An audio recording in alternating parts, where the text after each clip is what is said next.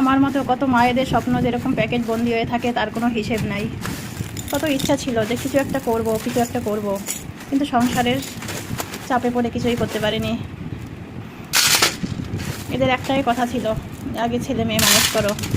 তাদেরকে মানুষ করাই হলো প্রত্যেক মায়ের প্রথম কর্তব্য পালন।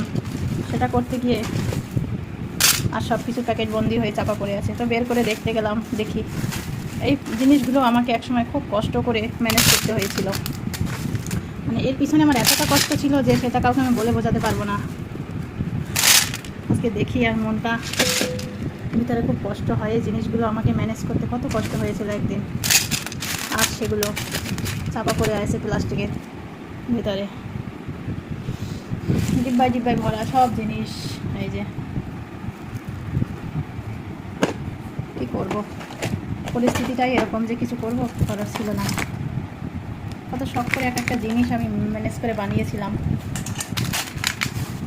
এই জিনিসগুলোর মার্কেটে এত চাহিদা যে সেটা বলে বোঝানো যায় না, অথচ আমি নিজে সব কিছু শিখেও কিছু করতে পারছি না। কে বুঝবে এই কষ্ট, কাকে বোঝাবো এই কষ্ট? কেউ বুঝবে না, কেউ এর মূল্য দিবে? কেউ মূল্য দিবে না। এটাই হলো মেয়েদের জীবন। সংসার করে স্বপ্নগুলো সব মাটি দিয়ে চাপা পড়ে যায়। সবগুলো জিনিস আজকে আমি বের করেছি, দেখি কোথায় আছে জিনিসগুলো। বের করে দেখি কত জিনিস আমার কেনা ঘরের। এই যে প্লাস্টিকে বোঝাই এইদিকে জিনিস আমার। যাই হোক, চেষ্টা করছি, একটু করছি, ভালো লাগছে।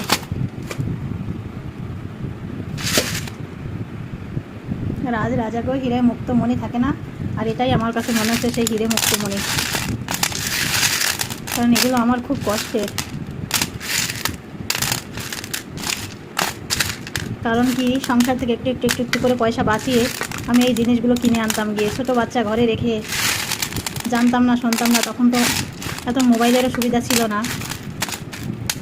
অনেক দূর গিয়ে এই জিনিসগুলো ম্যানেজ করে নিয়ে আসতাম। কত সুন্দর লাগছে, তাই না? সেই মনে পড়ছে সব স্মৃতিগুলো আজকে আমার। দেখি চেষ্টা করে, আপনাদের যদি আশীর্বাদ থাকে তবে আমি পারবো কিছু করতে। আপনারা একটা আশীর্বাদ করুন আর আমার পাশে থাকুন। যদি কারো কোনো জিনিসের অর্ডারের প্রয়োজন হয় তবে অর্ডার করবেন, আমি সেটা বানিয়ে দেওয়ার চেষ্টা করব। রাখি, সবাই ভালো থাকুন, সুস্থ থাকুন। জয় গুরু।